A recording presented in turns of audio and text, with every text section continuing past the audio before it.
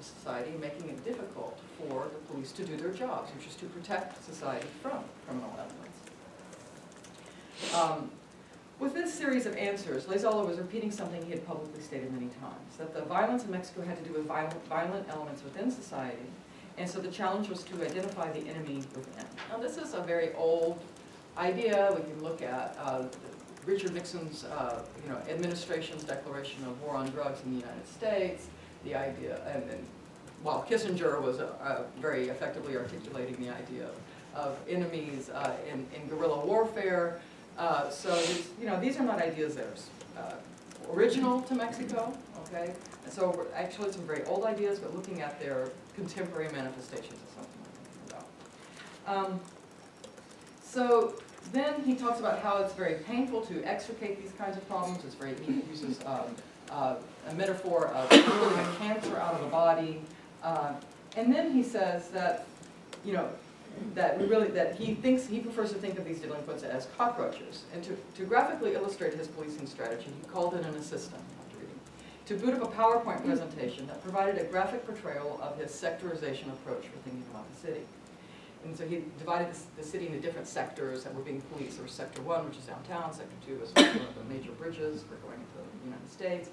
Anyway, so the PowerPoint starts to go, but it's one of these it's a mobile screen or a moving screen. And as he was speaking, a red color spread across the screen to indicate the elimination of the city's problems. The red made us all think of blood, as if the city, like the screen, were awash in the extermination of the more than 12,000 human cockroaches. At this point, he's talking about the people he's arresting as cockroaches, cucarachas. As Lezola and the three of us watched the screen go red, the room became silent until he turned off the screen and explained his strategy of sectorization. We were left speechless. The three of us were, I think we had our mouths literally open. Okay? So then he goes on to talk about sectorization, and then I leave the interview scene, okay? So, the interview went on for 3 hours. We were scheduled to go for 1 hour. He was extremely generous with his time and willing to go on even longer, okay?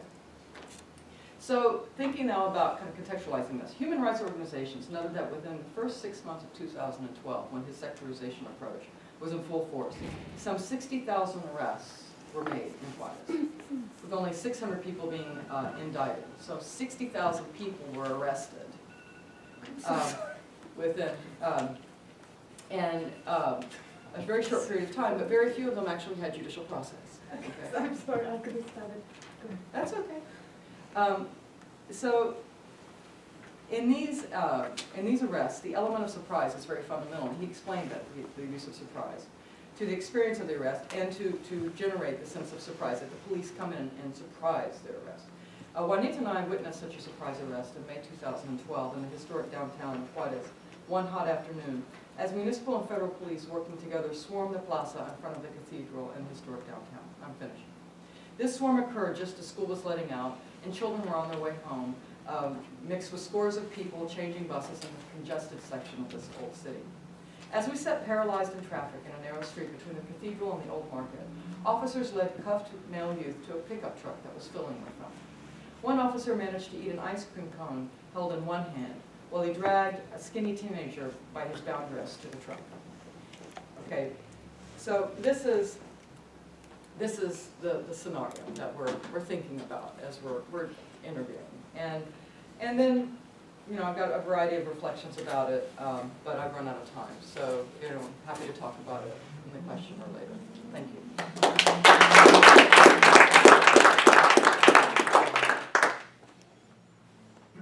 So, we do have a break scheduled for lunch, but we were wondering if you didn't mind if you had questions for one another or comments for one another that you wanted to make for a few minutes before we break for lunch.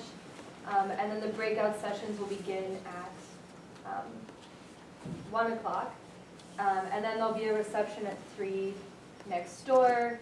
Well, you'll have opportunities to ask questions of everybody. And I also want to say, so I misspoke earlier, Professor Wright is going to be in C415A.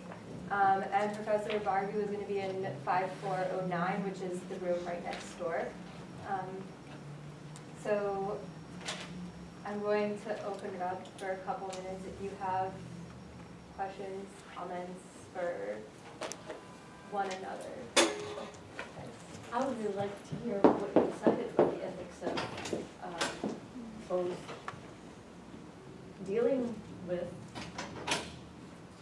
the general outcome and how the knowledge will circulate, because these are really tough questions. Yeah, well, you know, this paper is a reflection on those questions. In many ways, it's really unavoidable, right? We have to talk to police officers, and les Aula is hardly the worst, right? And we are not innocent either. So that idea that there's that those who are really guilty and those who are really innocent, we're trying to suspend that. And really think about our shared connection in the production of knowledge, this relationship that we generate between the researcher and the researched. And how we, as you know, Banu started, what constitutes knowledge? And who are the experts and what is the basis of their expertise? I think throwing those questions out are important.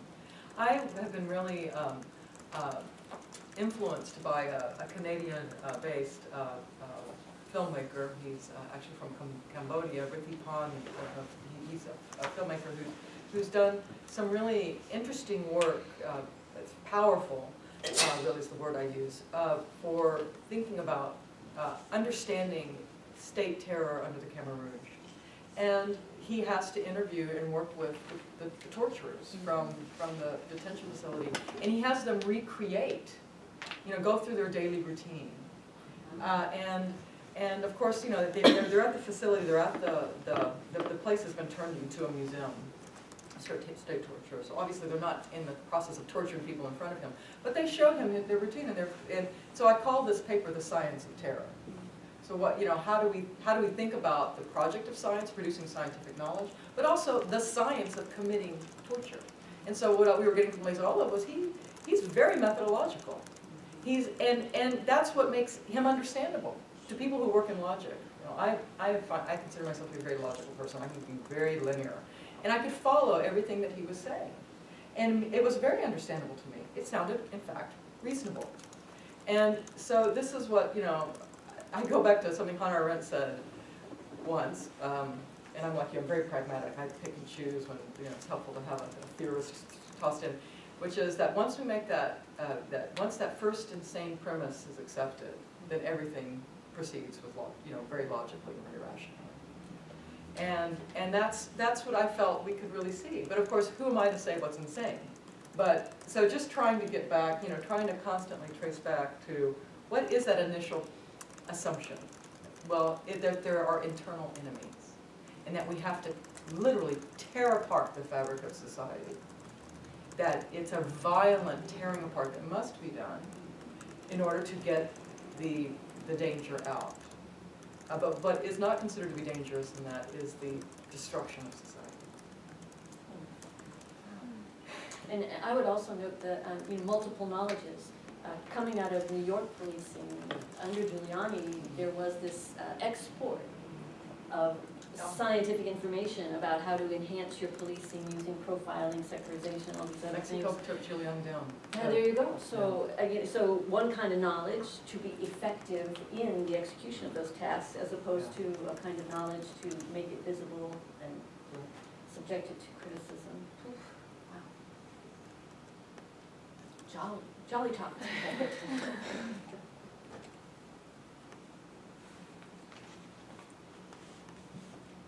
Are there any questions?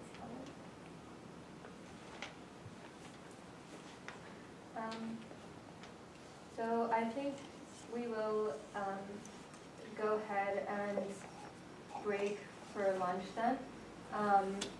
So that we can have a break and then come back for the more one-on-one discussions. If you go to the table, we have extended biographies of all of our scholars, so you can choose who you'd like to go and speak more with. The room numbers are listed on the programs. We'll also be posting versions of our posters on each of the doorways, so if you walk into a space, you'll know, like, this is where this is happening.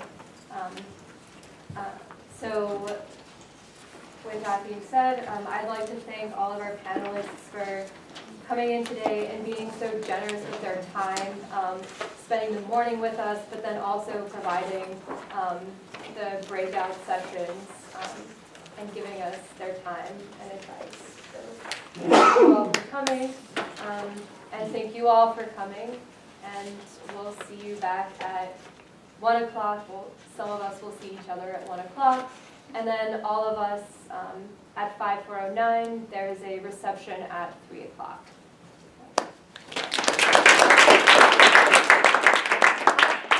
Suggestion as a person who has questions for everybody. Like I, for instance, am planning to visit all the rooms if I can. So if you want to, you can I don't know, go around and circulate. You don't have to stick in one room. It's a suggestion. That's what I plan to do. See you.